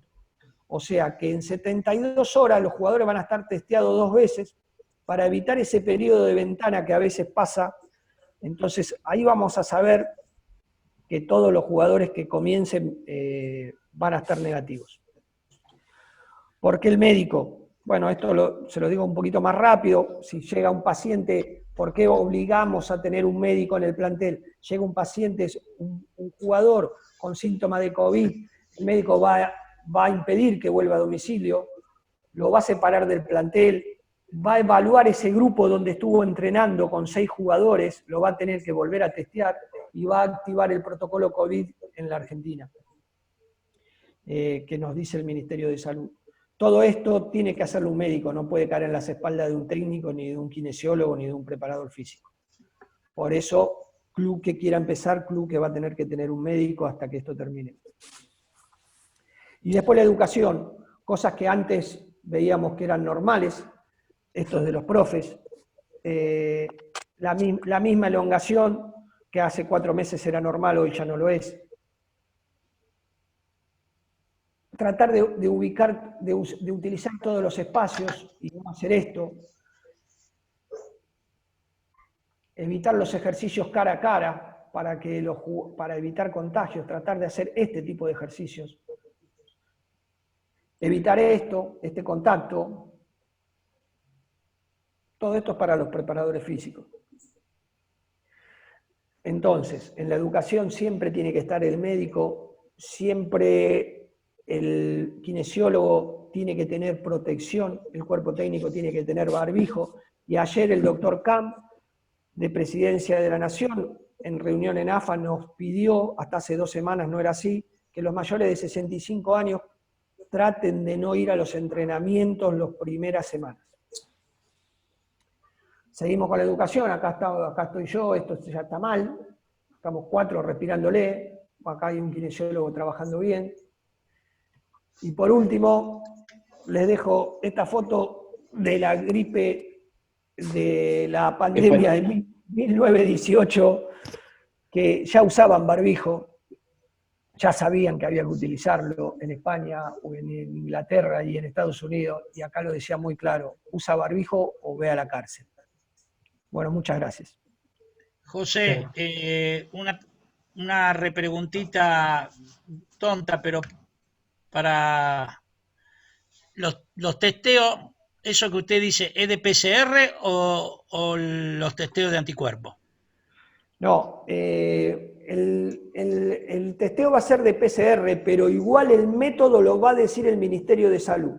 Le va a decir a la AFA qué testeo quiere, porque inmunoglobulinas se le van a pedir a los jugadores porque seguramente en toda esta cantidad de gente ya hubo gente que pasó el COVID. Entonces a ese no vamos a tener que seguir testeándolo. Entonces se le va a pedir inmunoglobulinas, seguramente en el primer testeo también, para descartar lo que ya tuvieron. Ese jugador sí puede ir cambiando de grupo porque ya no va a tener riesgo de contagio. Doctor, explique un poquito la diferencia entre uno y otro para la gente que no está escuchando, la PCR y la búsqueda de anticuerpos. Claro, nosotros, cuando uno hace un PCR, la PCR es un método de hisopado. Se hisopa En la nariz. En la nariz y en la orofaringe y se busca el virus. ¿Qué uno busca con los anticuerpos? IgM e IgG. Daniel, vos cualquier cosa me vas corrigiendo también. Eso aparece aproximadamente en el día 8 de la infección y van subiendo paulatinamente. La IgM sube lo primero, que es la primera defensa, después va cayendo, y la inmunidad, lo que todos queremos, lo que todos esperamos, es la IgG, es esa defensa que queda permanente, que nos va a defender por una próxima entrada, que es lo que la vacuna va a buscar, que hagamos defensa del tipo de inmunoglobulina IgG, que son de duración, y que el paciente esté cubierto. Esas son las diferencias. Entonces, al jugador le vamos a buscar IgG al principio por si ya tuvo la enfermedad y no lo vamos a testear más. Todos los que den negativo seguirán haciéndose PCR semanalmente. Que además es mucho más costosa. Sí. Mucho más costosa. Una gran discusión que hemos tenido en fútbol, en los protocolos de fútbol, especialmente de fútbol joven, ya que lamentablemente la única forma de saber si en un día determinado, con un periodo de tiempo de 1 o 2 días, un jugador está contagiado o está pronto, ¿no es cierto?, a sufrir la infección de COVID, la PCR es la única forma de detectar el virus rápidamente, ¿ya? Como decía muy bien José, el test de anticuerpos a veces se demora un par de días, especialmente la IgM, un par de días desde los primeros síntomas de la infección, o a veces incluso de forma sintomática, en que empiecen a ser detectables en la sangre los anticuerpos tipo IgM, ¿ya? Por lo tanto, esa es la principal complicación. Entonces, la PCR, yo creo, de entrada a los entrenamientos es fija, y por lo menos cada cierto periodo de tiempo. En deportes más amateur, que quizá, bueno, el futsal entra dentro de esto, quizá habría que ver las alternativas que podamos, o la estrategia que podamos tener con respecto a eso, ya que podríamos introducir test de anticuerpos entre medio, pero siempre y cuando se entre con PCR y quizá luego de pasar de etapa a etapa, porque acá en Chile también los protocolos hablan de por lo menos entre 3 a 5 etapas, que la primera tiene que ver con menos gente en cancha, con más separación, luego ir sumando poco a poco el aumento de número de deportistas y de contacto. En cada cambio de fase por lo menos tener la posibilidad de hacer una PCR. Es como que, por lo menos yo creo que es lo mínimo, ¿ya? Y esa yo creo que es una de las mayores dificultades que vienen de ahora en adelante, especialmente en lo presupuestario, y no solo en lo presupuestario, sino que en las formas de conseguir los tests. O sea, ¿qué es lo que pasa? De que si llegan a haber nuevamente rebrotes en el país, estoy hablando yo, empiezan a escasear un poco los test de PCR. Por lo tanto, no es solamente un tema económico presupuestario, sino tiene que ver con algo práctico.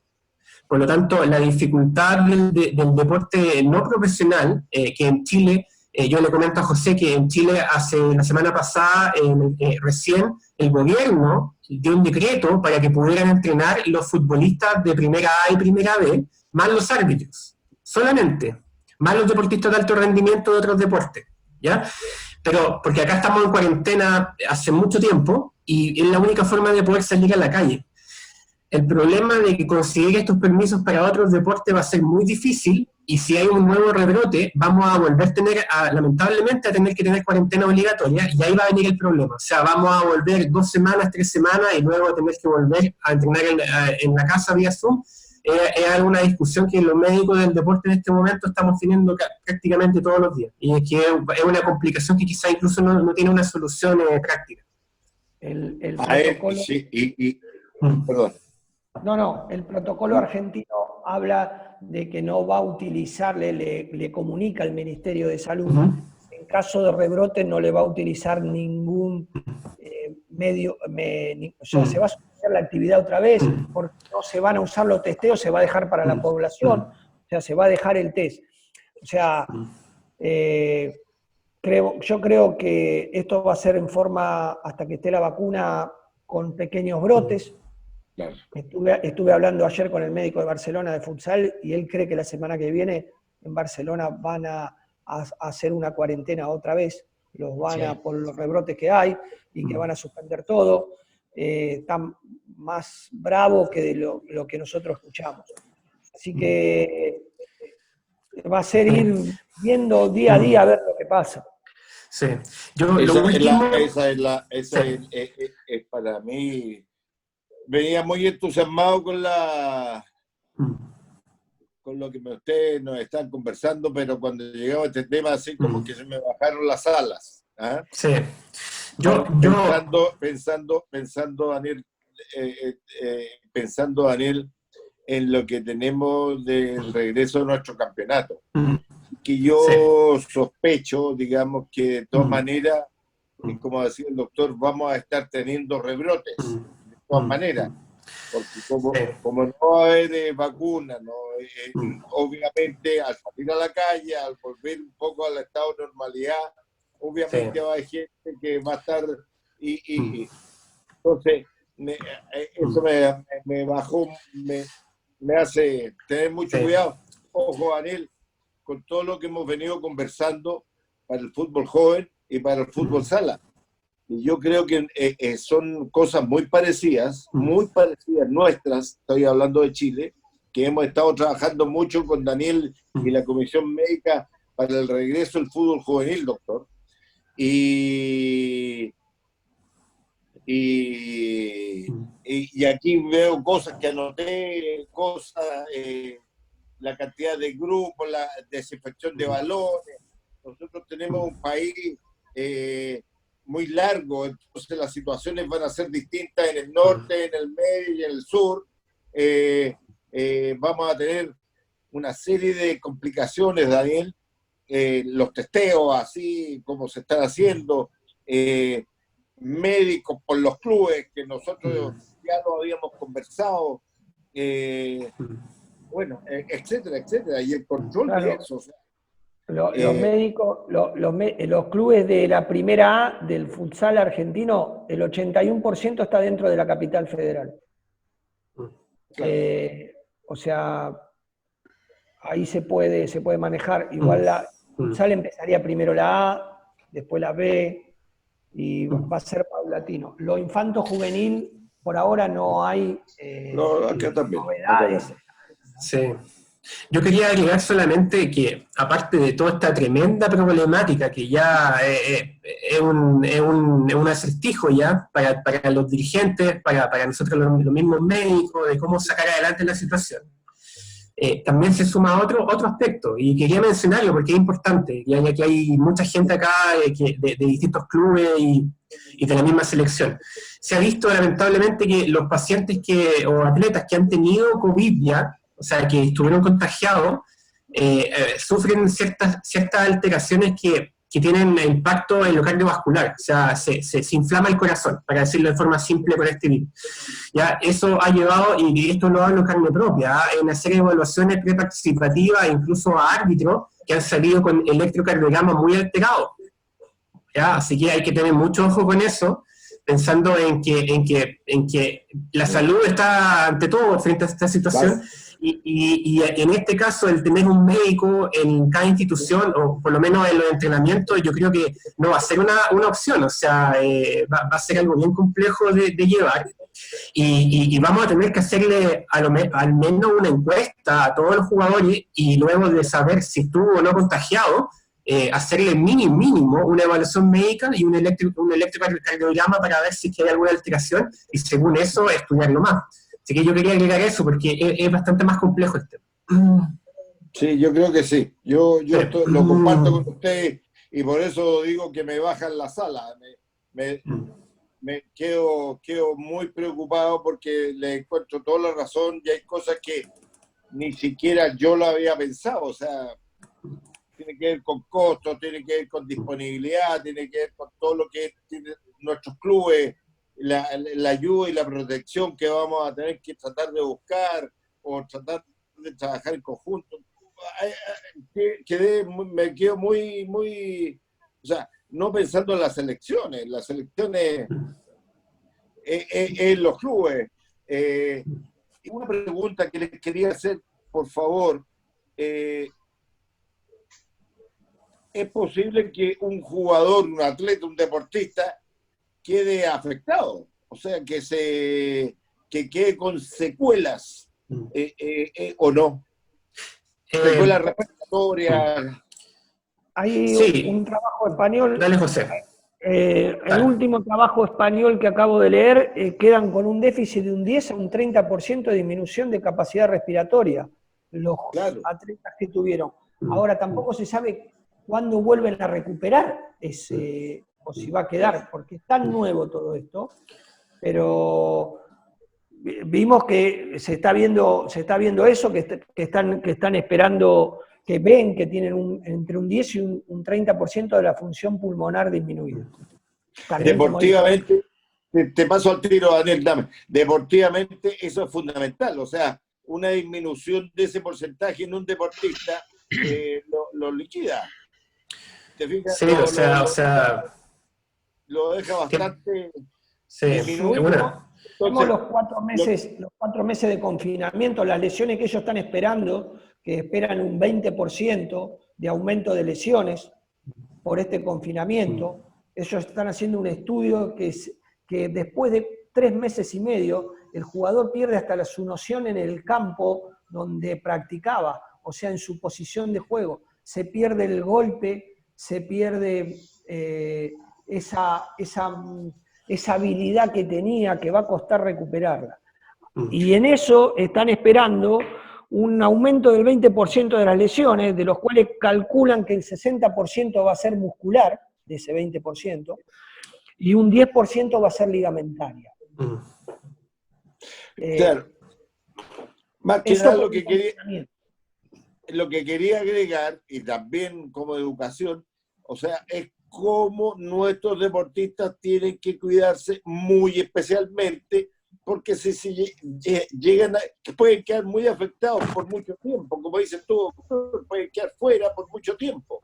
Así que allá apuntaba, digamos, con la pregunta, o sea, que el cuidado de ellos tiene que ser tan especial, y sobre todo los jóvenes que son más despreocupados en las medidas, son más despreocupados. Entonces, quería insistir sobre ese punto, ser exagerado en la insistencia sobre ese punto del cuidado que tienen que tener como deportistas, que los puede afectar. Claro, Daniel, y perdona que te haya interrumpido. Perdón, Daniel. Daniel dijo una gran verdad porque el jugador que tuvo COVID y no sabe, puede pensar que se siente agitado por la falta de entrenamiento y estar encubriendo esa enfermedad que le dejó una secuela. Por eso ese control que dice Daniel es muy importante, ese control pre-competencia o pre-entrenamiento. Esa es parte importante de lo que vamos a tener que educar a las dos cosas, Daniel, en esto que estábamos pensando en la educación. ¿Ya? Sí, o sea, bueno, el protocolo de nosotros de fútbol joven ya está, ya mañana probablemente lo van a presentar ahí. Así que ahí incluimos mucho lo que es educación, transporte, y en el caso del fútbol joven también un ítem de residencia para los jugadores que son rurales, que viven en el campo. Bueno. Vicente. Camilo tiene dificultades para ingresar, pero me ha dicho que las preguntas de la prensa medianamente han sido contestadas ya por preguntas nuestras o las intervenciones que han hecho José y Daniel. Yo, si no queda otra cosa, Luis, agradecerles profundamente. ¿Quieren decir algo que les parezca interesante, José, Daniel? No, yo solo agradecerles por la invitación, agradecerle a Daniel, a Vicente, a usted, a Luis, por la invitación. Fue un orgullo compartir esta tarde con ustedes y bueno, ojalá se vuelva a repetir. José, nosotros tenemos un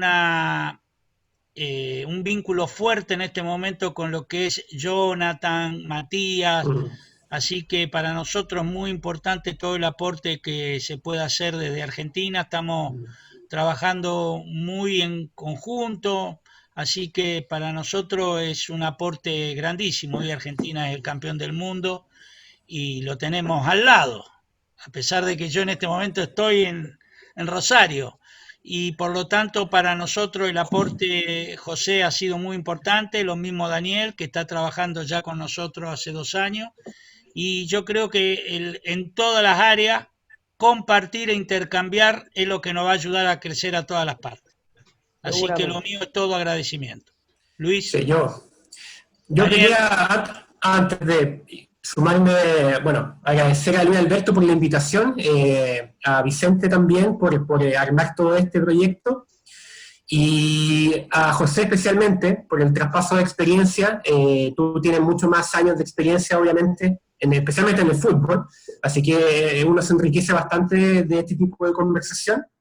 Y también la posibilidad de mostrar un poquito lo que hemos hecho en nuestra área médica de selecciones, en conjunto con Felipe Rojas y Ignacio Cruz, que obviamente hemos ido desarrollando y también queremos seguir desarrollándola en el tiempo por el bien del futsal chileno. Así que muchas gracias a todos los involucrados.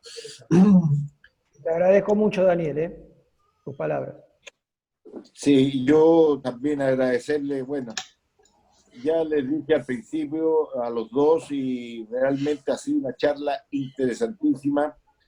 Y lo más que me queda es recalcar en la educación y en la información que hemos traspasado, que han traspasado, que es vital, en el cuidado previo, en el cuidado durante y lo que significa esta pandemia. O sea, pero como deportista y puntualmente como pandemia. O sea, realmente una conferencia muy rica, muy interesante, todo lo que tiene que ver con prevención, pucha, realmente cosas muy interesantísimas. Yo nunca me había metido tanto en una conversación y había interrumpido tanto a Vicente, que realmente Vicente era el que participaba y moderaba. Así que también le pido disculpas a Vicente por todo lo que le interrumpí, por todo lo que me metí, pero que me pareció una conferencia muy, muy interesante y muy apropiada al momento.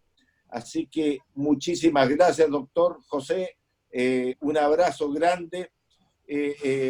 Como le hemos dicho, mira, doctor, hemos tenido, esta es la número 14, me parece. 16. Esta es la charla número 16 que hemos completado con el futsal. Hemos traído a los mejores exponentes del futsal en el mundo, José. Obviamente, como decía Vicente, la AFA, Jonathan Sansi, Luquix, la AFA nos ha apoyado muchísimo y que se la agradecemos. Queremos que sepan ellos que le agradecemos muchísimo el apoyo que nos ha dado. Ha sido muy enriquecedor, estamos tremendamente agradecidos, muy sinceramente. Que de repente poder transmitir estos agradecimientos, yo no tengo tantas palabras como para agradecer lo que nos han apoyado. A ti, Daniel, hemos construido una relación, hemos construido un trabajo que lo hemos ido sacando adelante a través del tiempo, que, bueno, ha sido muy largo. Nos estás colaborando en estas cosas, así que también ha sido muy, muy rica esta charla. No tengo una forma más de agradecerles y, como decía doctor, a los otros exponentes, que han habido anteriormente, en algún momento le haremos llegar una botella de nuestro vino para que es el mejor, para que se lo disfruten con un buen asado, con un buen bife chorizo. En algún momento nos encontraremos, doctor, y le haremos llegar una botellita como para agradecerle este tiempo que nos ha regalado. A ti, Daniel, en algún momento también lo compartiremos. Espero que para ti también esta charla haya sido muy buena. Así que muchas gracias, muchas gracias, muchas gracias. Y con esto estamos terminando este ciclo de charla, este primer ciclo de charla, que la pandemia nos ha dado la oportunidad, fíjese, doctor, que eso es lo bueno que ha tenido, tal vez dentro de todo esto malo, de tener cerca a los mejores, como le decía, a los mejores del mundo. Hemos tenido una participación muy rica y eso es lo que nos ha dejado esta pandemia, el poder compartir de esta manera. Así que muchas gracias a todos. Muchas gracias por su palabra y le mando un abrazo muy grande. Y bueno, esperemos vernos pronto y compartir ese vino.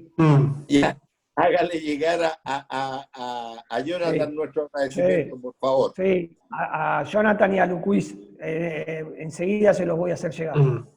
Han sido muy buenas personas. Vicente, Chao. muchas gracias por la invitación. No, por favor, gracias a vos. Chao, buenas noches. Muchas gracias, que estén muy bien. Chao, José. Chao, chao. Cuídate.